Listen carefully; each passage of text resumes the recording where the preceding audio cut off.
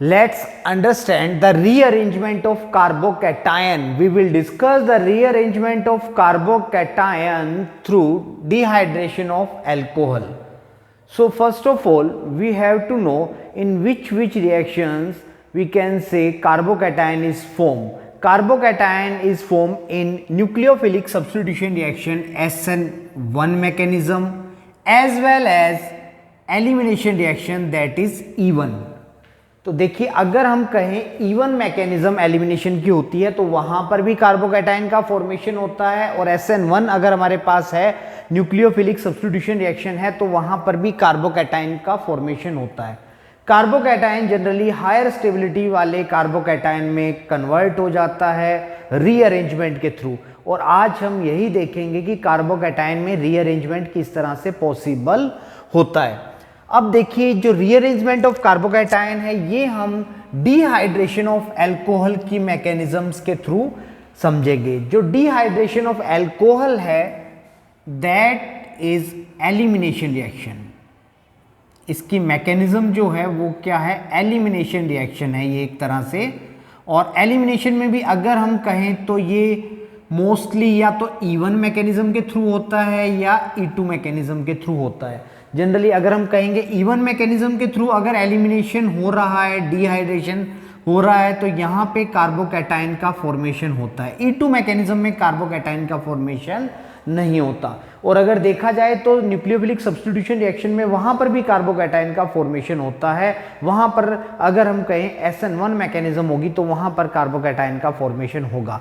आज हम कार्बोकैटायन में रीअरेंजमेंट को डिस्कस करेंगे और वो डिस्कस करेंगे अल्कोहल के डिहाइड्रेशन के थ्रू।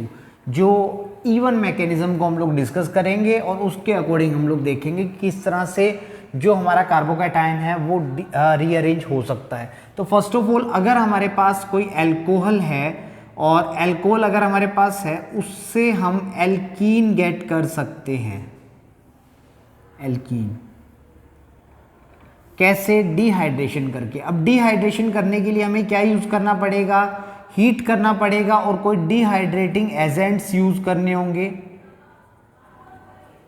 और कौन कौन से डिहाइड्रेटिंग एजेंट्स हम लोग यूज कर सकते हैं, हम लोग कोई कंसंट्रेट एसिड यूज कर सकते हैं और उसे हीट कर सकते हैं। फॉर एग्जांपल अगर हम कंसंट्रेट H2SO4 लें और अप्रॉक्सीमेटली 443 to 453 केल्विन टेम्परेचर रखें तो हमारा जो अल्कोहल है वो डिहाइड्रेशन के थ्रू एल्कीन में कन्वर्ट हो जाएगा। या हम क्या यूज़ कर सकते हैं, H3PO4 यूज़ कर सकते हैं, हाई टेम्परेचर पर उसे हीट किया जा सकता है। या फिर हम अल्कोहल को अगर एल्कीन में कन्वर्ट करना हो, नेक्स्ट हम लोग यूज़ कर सकते हैं हमारे पास Al2O3। लेकिन यहाँ पे हमें टेम्परेचर जो है वो 633 केल्विन के अराउंड रखना पड़ेगा, क्योंकि यहाँ पे अगर हम लोगों ने कम टेम्परेचर रखा तो हमें ईथर मिलेंगे, न्यूक्लियोफिलिक सब्स्टिट्यूशन मैकेनिज्म हो जाएगी। सिमिलरली अगर हमने कंसंट्रेट H2SO4 में भी 413 केल्विन टेम्परेचर रखा तो वहाँ पे भी हमें ईथर मिलते हैं न्यूक्लियोफिलिक सब्स्टिट्यूशन रिएक्शन के थ्रू। तो हमें यहाँ पे टेम्परेचर को क्या रखना पड़ता है, हाई रखना पड़ता है। इसके अलावा हम क्या यूज़ कर सकते हैं, P2O5 यूज़ कर सकते हैं, हीट कर सकते हैं। या फिर हम क्या यूज़ कर सकते हैं, P4O10 हीटिंग की जा सकती है। या हम क्या यूज़ कर सकते हैं, KHSO4 पोटेशियम हाइड्रोजन सल्फेट, ये भी यूज़ किया जा सकता है और हीट किया जा सकता है। तो इस तरह से हीटिंग के साथ हम इनमें से कोई भी रिएजेंट अगर यूज़ करते हैं तो हमारा जो अल्कोहल होगा उसका डिहाइड्रेशन होगा और क्या बनेगी, एल्कीन बनेगी। तो फर्स्ट ऑफ ऑल हम लोग समझते हैं कि किस तरह से एल्कीन बनती है और कैसे कार्बोकैटायन बनेगा। अगर हम एक अल्कोहल का एग्जाम्पल लेते हैं तो हमारे पास एक सिंपल सा अल्कोहल हम लोग यूज़ करेंगे और उस अल्कोहल में हम लोग देखते हैं, देखिए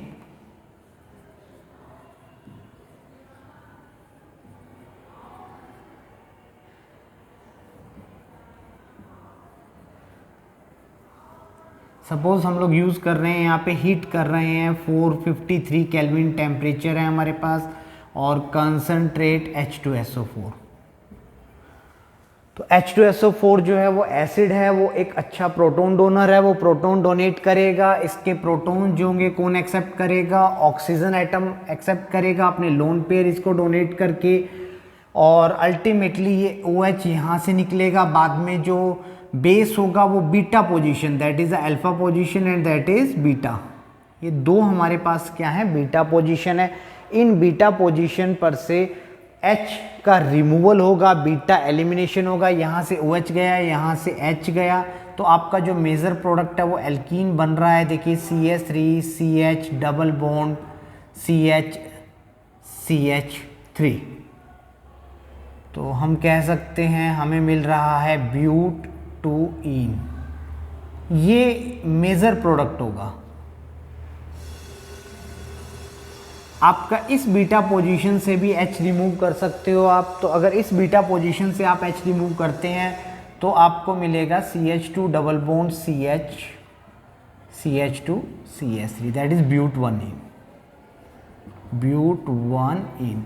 अब क्या रीज़न है कि हम समझें कि ये, अब क्या रीज़न है कि ब्यूट-2-ईन जो बनेगा यहाँ पे मेजर प्रोडक्ट होगा? तो आपको सबको पता है इसका रीज़न है सेज़ेफ रूल। सेज़ेफ रूल हमें ये कहता है कि वो एल्कीन, जो एल्कीन जितनी ज़्यादा सब्सटीट्यूटेड होती है वो एल्कीन उतनी ज़्यादा फॉर्म होती है, वो उतनी ज़्यादा स्टेबल होती है। More substituted alkenes are more stable, that's why they are major product. तो ये अगर हम देखें तो ये ज़्यादा सब्सटीट्यूटेड है। सब्सटीट्यूशन का मीनिंग है जो कार्बन डबल बॉन्ड कार्बन है उन पर कितने अल्काइल ग्रुप जुड़े हुए हैं। देखिए कार्बन डबल बॉन्ड कार्बन पे यहाँ पे 2 अल्काइल ग्रुप जुड़े हुए हैं। यहाँ पे कार्बन डबल बॉन्ड कार्बन पर अगर हम देखें तो सिर्फ एक ही अल्काइल ग्रुप जुड़ा हुआ है। तो हम कह सकते हैं कि ये एल्कीन कम सब्सटीट्यूटेड है, ये एल्कीन ज़्यादा सब्सटीट्यूटेड है। तो हम कहेंगे अकॉर्डिंग टू सेज़ेफ रूल ब्यूट-2-ईन जो है वो हमारा मेजर प्रोडक्ट होगा, बिकॉज ये एल्कीन जो है वो ज़्यादा स्टेबल है। अब देखिए हम समझते हैं, इसकी मैकेनिज्म पर आते हैं और मैकेनिज्म को समझते हैं कि मैकेनिज्म वाइज ये होता कैसे है और कहाँ कार्बोकैटायन बनता है और कार्बोकैटायन किस तरह से रीअरेंजमेंट हो सकता है कार्बोकैटायन का। फॉर एग्जांपल हमारे पास कंपाउंड है CH3 CH OH CH2 CH3। अगर हम इसका मैकेनिज्म देखें तो फर्स्ट ऑफ ऑल क्या होता है, फर्स्ट स्टेप में H+ आयन, ये H+ आयन कहाँ से आएंगे? हमारे जो एसिड्स हैं वो H+ आयन डोनर होते हैं।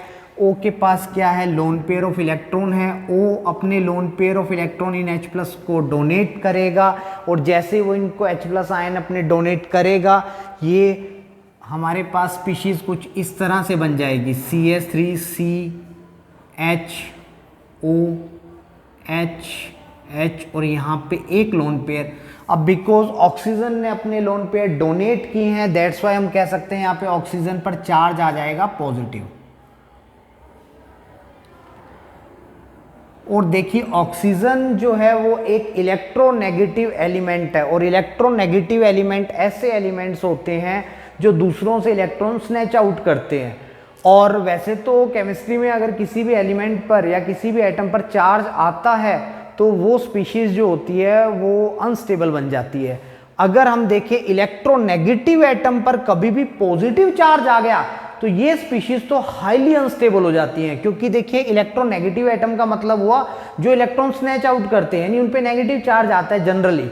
बट अगर कभी इलेक्ट्रोनेगेटिव एटम पर पॉजिटिव चार्ज आ गया, इसका मीनिंग है इनके इलेक्ट्रॉन कोई और लेकर चला गया। तो ये तो वही बात होती है कि जैसे हम कहें चोर के घर में चोरी हो गई। अगर चोर के घर में चोरी हो जाती है तो वो क्या होता है, हम ये कह सकते हैं कि वो हाईली अनस्टेबल हो जाता है, ठीक है ना। तो हम ये कहेंगे कि यहाँ पे पॉजिटिव चार्ज आ रहा है तो ये आपकी जो स्पीशीज है वो हाईली अनस्टेबल हो चुकी है।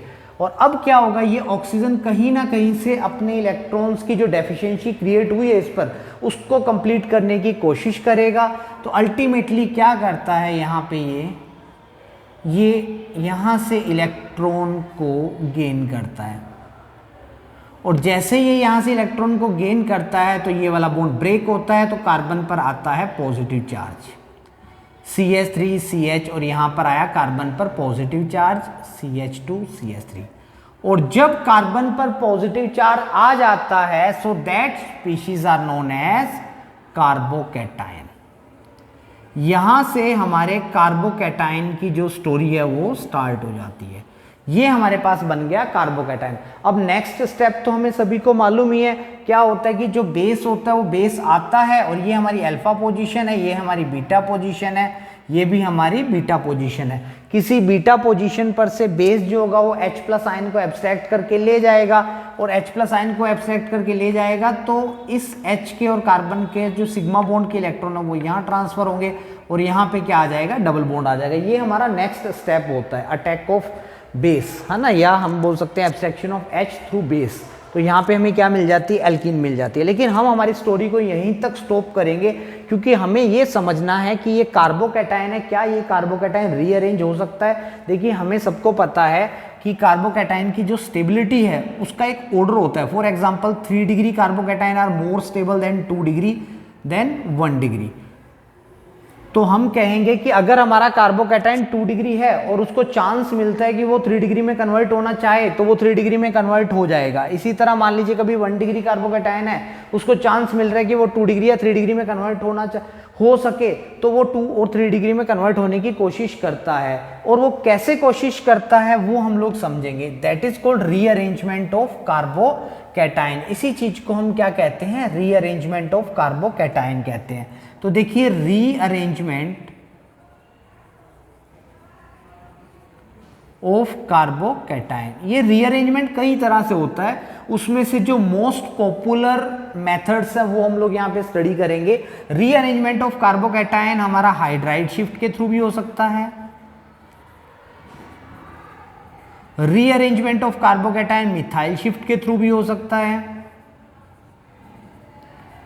Rearrangement of carbocation phenyl shift के थ्रू भी हो सकता है, और इसी में ring expansion and ring contraction भी होते हैं। Ring expansion and ring contraction,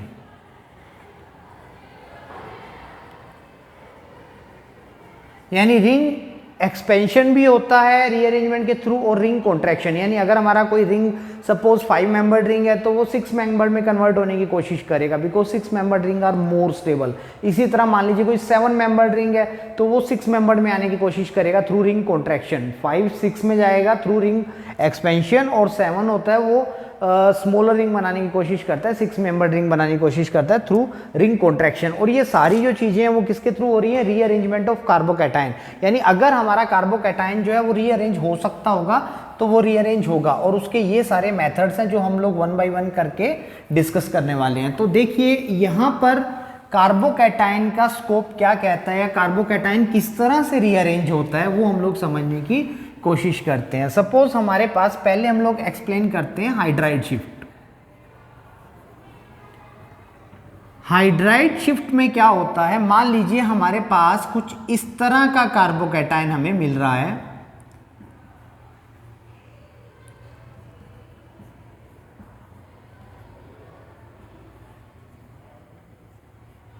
suppose हमारे पास इस तरह का कार्बोकैटायन हमें किसी रिएक्शन में मिला।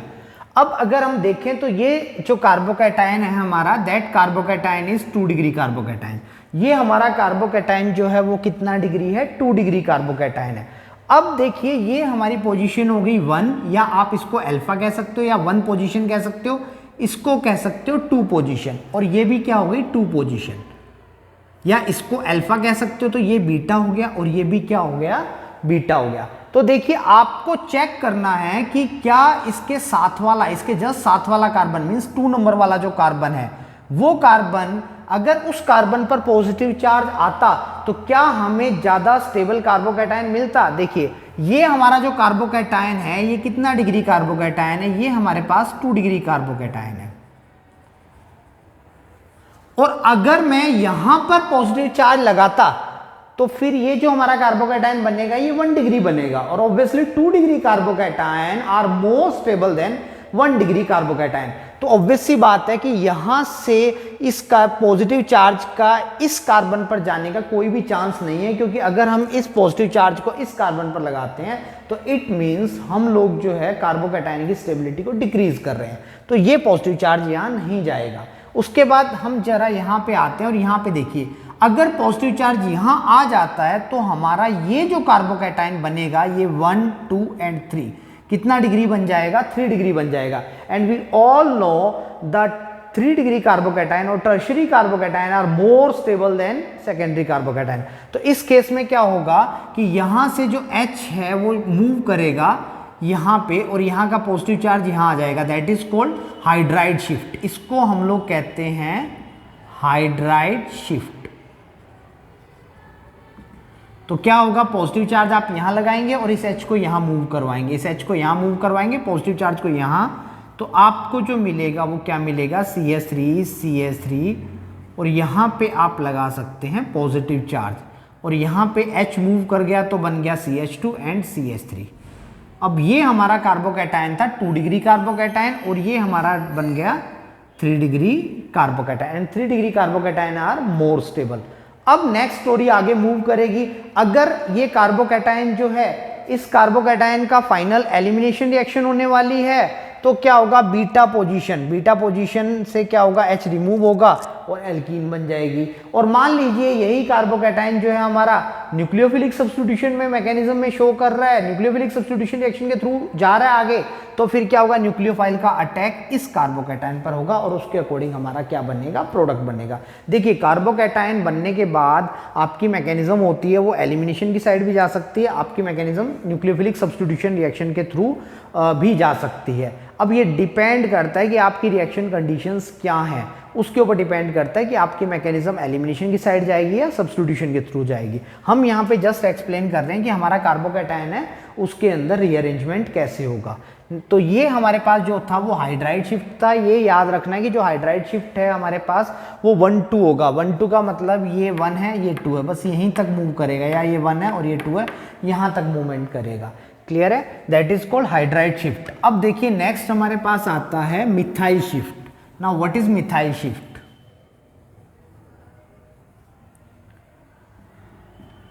मिथाइल शिफ्ट को एक्सप्लेन करने के लिए हम लोग कुछ ऐसा ही एग्जांपल लेते हैं। मान लीजिए हमारे पास कुछ ऐसी स्पीशीज होती, यहां पर H नहीं होता, CH3 ग्रुप होता, मींस मिथाइल होता। अब क्या होता, और ये कार्बोकैटायन बन रहा होता, तो सिमिलर कार्बोकैटायन बन रहा होता, तो ये कार्बोकैटायन कितना है, 2 डिग्री। और अगर ये मिथाइल ग्रुप मूव करके इधर आ जाए और ये 2 नंबर कार्बन है, इस 2 नंबर कार्बन पर पॉजिटिव चार्ज आ जाए, तो अगेन ये वाला जो कार्बोकैटायन बनेगा वो कितना डिग्री बनेगा, 3 डिग्री बनेगा। और हमें पता है 2 डिग्री कार्बोकैटायन जो होंगे वो 3 डिग्री से कम स्टेबल होते हैं और 3 degree carbocation are more stable, that's why 2 degree carbocation will convert into 3 degree carbocation. तो अब की बार यहाँ पे मिथाइल मूव कर रहा है, ये देखिए ये जो मिथाइल है वो मूव करेगा, ये CH3 यहाँ मूव करेगा और ये पॉजिटिव चार्ज यहाँ आएगा, तो अल्टीमेटली हमारे पास कुछ ऐसा बनेगा, ये ऐसे होगा और यहाँ पे क्या आ जाएगा हमारे पास CH3। तो क्योंकि यहाँ पे जो ट्रांसफर हुआ है वो किसका ट्रांसफर हुआ है, पॉजिटिव चार्ज के पहले एक्सचेंज हुआ है, वो मिथाइल ग्रुप का एक्सचेंज हुआ है, that's why that is called methyl shift. इसको हम लोग क्या नाम दे देते हैं, मिथाइल शिफ्ट। ये भी सेम हम लोग कह सकते हैं 1-2 शिफ्ट होता है। नेक्स्ट हमारे पास आता है फिनाइल शिफ्ट। अब फिनाइल शिफ्ट क्या है वो हम लोग समझने की कोशिश करते हैं। What is phenyl shift? देखिए फिनाइल शिफ्ट क्या होता है,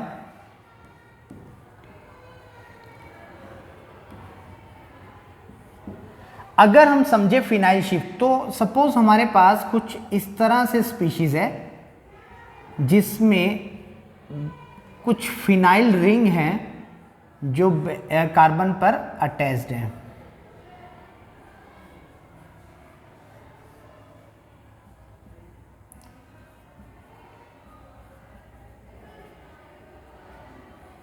हमारे पास कुछ ऐसा कार्बोकैटायन बन रहा है, मान लीजिए कोई रिएक्शन हो रही है और उसमें हमारे पास ऐसा कार्बोकैटायन बन रहा है, तो क्या ये कार्बोकैटायन जो है वो रीअरेंजमेंट के थ्रू मोर स्टेबल कार्बोकैटायन में कन्वर्ट हो सकता है? Let's see. ये हमारा हो गया नंबर 1 एटम, ये हो गया हमारा नंबर 2 और ये हो गया हमारा नंबर 2। तो ऑब्वियस सी बात है ये पॉजिटिव चार्ज इधर तो मूव नहीं करेगा क्योंकि ये 2 डिग्री है, और अगर यहाँ पॉजिटिव चार्ज आता है तो 1 डिग्री बनेगा, तो 1 डिग्री लेस स्टेबल होता है, दैट्स वाई हम कहेंगे ऐसा पॉसिबल नहीं है। तो अब हम देखते हैं क्या ये पॉजिटिव चार्ज यहाँ आ सकता है। अब देखिए अगर ये पॉजिटिव चार्ज इधर मूव करके आता है, 2 इस कार्बन पे मूव करके आता है, तो इस पॉजिटिव चार्ज को 1-2 दो फिनाइल रिंग का क्या मिलेगा, स्टेबलाइजेशन मिलेगा, क्योंकि ये पॉजिटिव चार्ज पाई बॉन्ड के क्या आ जाएगा, कॉन्जुगेशन में आ जाएगा। कॉन्जुगेशन में आने की वजह से ये पॉजिटिव चार्ज क्या हो सकता है, रिंग के ऊपर डिस्पर्स हो सकता है। इवन दो रिंग के ऊपर क्या हो सकता है, डिस्पर्स हो सकता है। और ये वैसे भी फिर हमारा 3 डिग्री कार्बोकैटायन बन जाएगा। तो ऑब्वियसली यहाँ अगर पॉजिटिव चार्ज आता है तो उससे क्या मिलेगी, स्टेबिलिटी मिलेगी। अब यहाँ से कौन सा ग्रुप मूव करेगा, क्योंकि इस कार्बन पे ना तो H है ना ही इस कार्बन पे CH3 है, मिथाइल है। तो यहाँ से क्या होगा, ये जो फिनाइल रिंग है ये मूव करेगा, यहाँ पे आएगा और ये पॉजिटिव चार्ज यहाँ मूव कर जाएगा। तो अल्टीमेटली हमें जो कार्बोकैटायन मिलेगा वो कुछ इस तरह का कार्बोकैटायन हमें मिल जाएगा।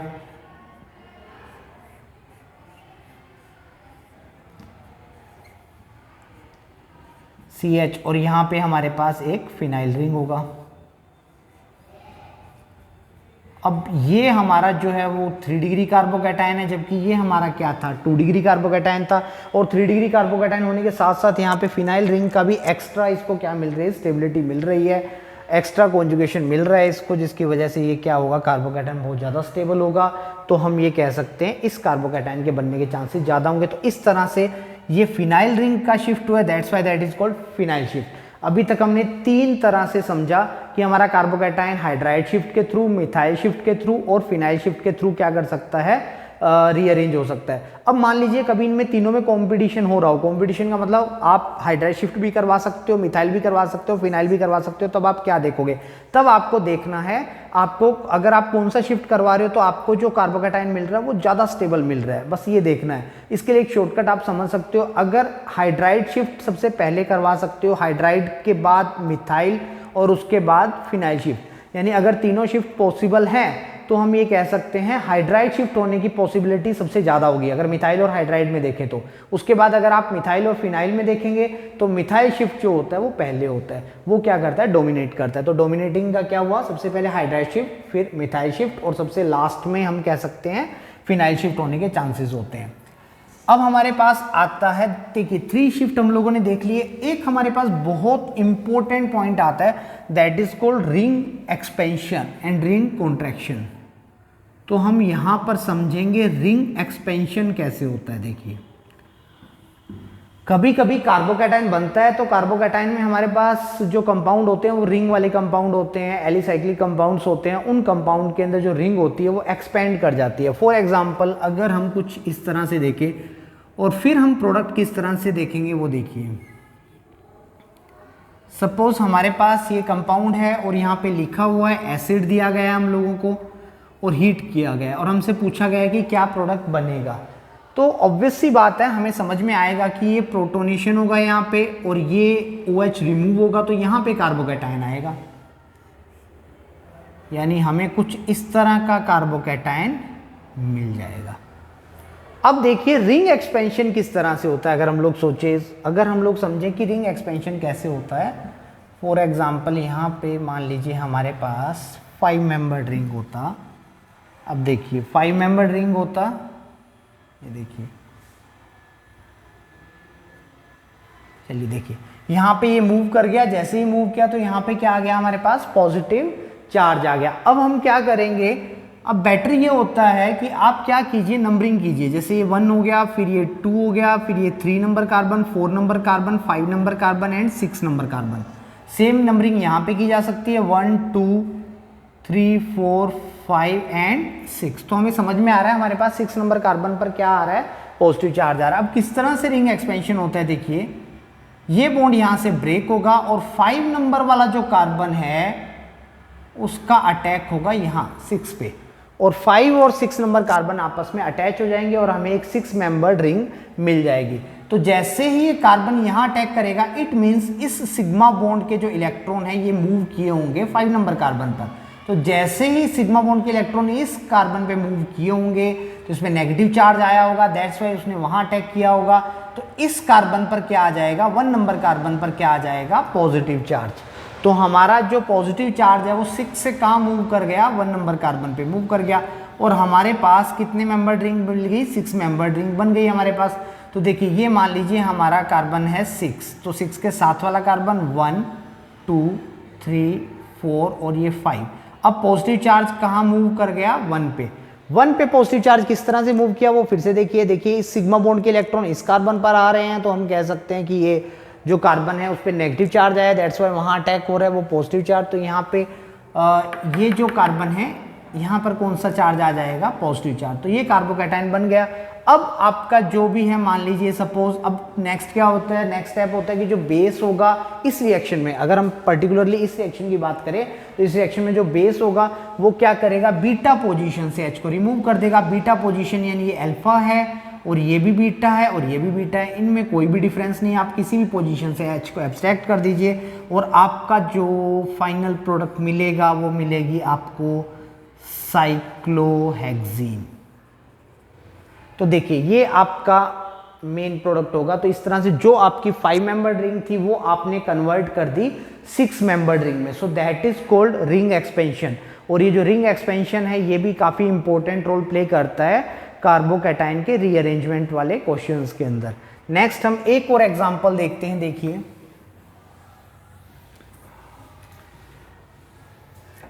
सपोज हमारे पास कुछ इस तरह से कंपाउंड आता है,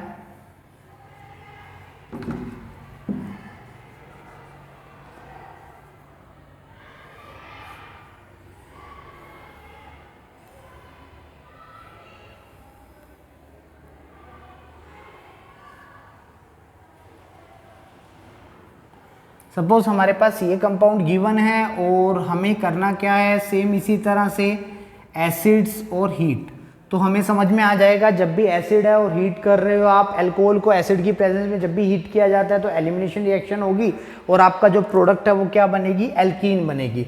तो हम लोग उसी के थ्रू करते थे कि सबसे पहले इसका प्रोटोनेशन होगा इस OH ग्रुप का, और जो हमारा OH जो कि पुअर लिविंग ग्रुप होता है वो गुड लिविंग ग्रुप में कन्वर्ट हो जाता है। कैसे कन्वर्ट होता है हमने इसके स्टार्टिंग में समझाया था कि O पे पॉजिटिव चार्ज आता है और वो गुड लिविंग ग्रुप में कन्वर्ट हो जाएगा। तो जैसे ही OH निकलेगा यहाँ से रिमूव होगा तब आपको एक कार्बोकैटायन मिलेगा और ये जो कार्बोकैटायन है इस कार्बोकैटायन को अगर आप लोग देखेंगे तो इस कार्बोकैटायन की स्ट्रक्चर कुछ इस तरह से होगी।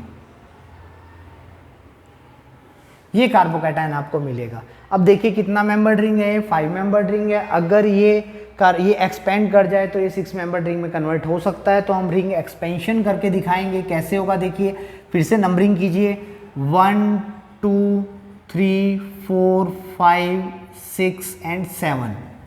1 2 3 4 5 6 एंड 7।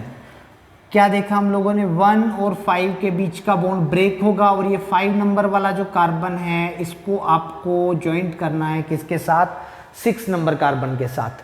तो आपका जो पॉजिटिव चार्ज है वो मूव करके कहाँ जाएगा, 1 नंबर कार्बन पर आ जाएगा। तो हम ये कहेंगे हमारे पास कुछ 6 मेंबर्ड रिंग मिलेगी इस तरह से,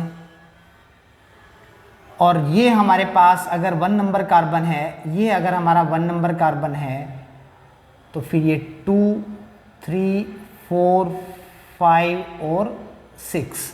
अब अगर हम समझें तो हमारे पास 1 नंबर कार्बन पर क्या आएगा, पॉजिटिव चार्ज आएगा, और 1 नंबर कार्बन पर एक मिथाइल था तो 1 नंबर कार्बन पर हमने एक मिथाइल ज्वाइंट कर दिया और पॉजिटिव चार्ज आ गया। अब 5 और 6, 5 नंबर ये है तो ये वाला कार्बन ये है और 6 नंबर कार्बन ये है। 6 नंबर पर ऑलरेडी क्या था, हमारे पास एक मिथाइल ग्रुप था, तो 6 नंबर कार्बन पर ऑलरेडी हमारे पास एक मिथाइल ग्रुप हम लोग एज इट इज उसे ज्वाइंट कर देंगे। अब हमारे पास क्या होगा, अगर हम पर्टिकुलर इसी रिएक्शन की बात करें तो हमें क्या करना है, हमें एल्कीन बनानी है। एल्कीन बनाने का मतलब हुआ ये कार्बोकैटायन का रीअरेंजमेंट होने के बाद सेकेंड स्टेप होगा कि जो आपका बेस होगा वो आएगा और बीटा पोजीशन पर से H को एब्स्ट्रैक्ट करके ले जाएगा। तो बीटा पोजीशन अगर ये अल्फा है तो अब इसकी देखिए कितनी बीटा पोजीशंस बन सकती है, ये भी बीटा है और ये भी बीटा है और ये भी बीटा है। तो अभी जैसे मैंने आपको कहा कि यहाँ पे अगर आप देखेंगे तो कितने H ज्वाइंट है, 2H।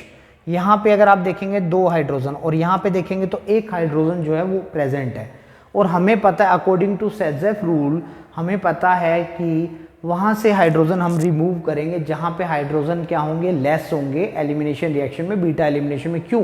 ऐसा करने से हमें जो एल्कीन मिलती है वो एल्कीन ज़्यादा सब्स्टिट्यूटेड होती है, दैट्स वाई वो एल्कीन जो होती है ज़्यादा स्टेबल होती है। तो हम सबसे कम हाइड्रोजन यहाँ है तो यहाँ से H को रिमूव करेंगे। तो जैसे यहाँ से आप H को रिमूव करोगे, एब्स्ट्रैक्ट करोगे बेस के थ्रू, तो आपको जो आपका फाइनल प्रोडक्ट है वो कुछ इस तरह से मिल जाएगा। That is 1 2 3 4 5 6 1, 2 dimethyl cyclohexene. ये हमारा क्या बनेगा, फाइनल प्रोडक्ट बनेगा। तो इस तरह से हम लोगों ने समझा कि हमारा जो रिंग है वो भी एक्सपेंड हो सकता है, यानी हम इन शॉर्ट हम ये कह सकते हैं कि कार्बोकैटायन न्यूक्लियोफिलिक सब्स्टिट्यूशन रिएक्शन में भी बन सकता है SN1 के थ्रू, और एलिमिनेशन में भी बन सकता है E1 के थ्रू। मेजर पॉइंट क्या है हमारा, मेजर पॉइंट ये है कि हमें ये देखना है कि क्या वो कार्बोकैटायन रीअरेंज हो सकता है। तो वो एक मेजर रहता है कि आप जब क्वेश्चंस को अटेम्प्ट करते हो तो ये जरूर देखो कि जो कार्बोकैटायन आप बना रहे हो वो कार्बोकैटायन रीअरेंज हो सकता है क्या। रीअरेंजमेंट के 3 मेथड्स हैं आपका, hydride shift, methyl shift, phenyl shift. और फिर क्या हो सकता है, रीअरेंजमेंट आपका रिंग एक्सपेंशन और रिंग कॉन्ट्रैक्शन के थ्रू भी हो सकता है। वहां पे आपको हायर नंबर ऑफ कार्बन वाली रिंग मिलती है। जनरली 5 मेंबर रिंग जो होती है वो 6 मेंबर में कन्वर्ट हो जाती है, क्योंकि 6 मेंबर जो होती है वो ज़्यादा स्टेबल होती है, और 7 मेंबर होती है वो रिंग कॉन्ट्रैक्शन के थ्रू 6 मेंबर में आती है। सो दैट इज क्योंकि 6 मेंबर रिंग जो होती है वो ज़्यादा स्टेबल होती है। तो इस तरह से कार्बोकैटायन के रीअरेंजमेंट वाले क्वेश्चन को हम लोग सॉल्व कर सकते हैं, जो नीट और जेईई में अक्सर पूछे जाते हैं। Thank you.